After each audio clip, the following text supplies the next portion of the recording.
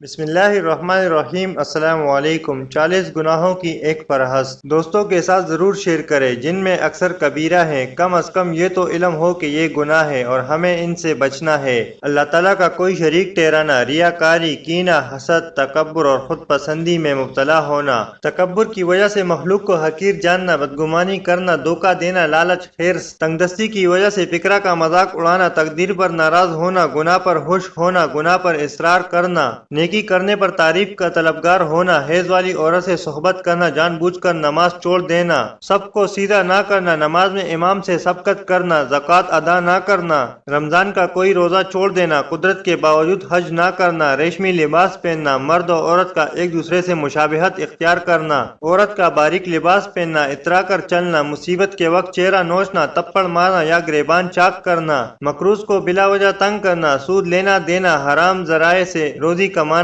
ذخیرہ اندوزی، شراب بنانا، پینا، بیچنا، ناپ تول میں کمی کرنا، یتیم کا مال کھانا، گناہ کے کام میں مال خرچ کرنا، مشترکہ کاروبار میں ایک شریک کا دوسرے شریک سے خیانت کرنا، غیر کے مال پر ظالمانہ قابض ہو جانا، اجرت دینے میں تاخیر کرنا اور امانت میں خیانت کرنا، یہ چند باطنی اور ظاہری گناہ ذکر کیے ہیں۔ ان سب گناہوں کی معلومات حاصل کرنا اور ان کے احکام سیکھنا ضروری ہے۔ افسوس کہ مسلمانوں کی ایک بڑی تعداد کو ان گناہوں کی تعریفیں تک یاد نہیں کہ یہ ہوتے کیا ہیں۔ اللہ تعالی ہمیں گناہوں سے بچنے کی توفیق عطا فرمائے۔ آمین ثم آمین۔ اللہ حافظ۔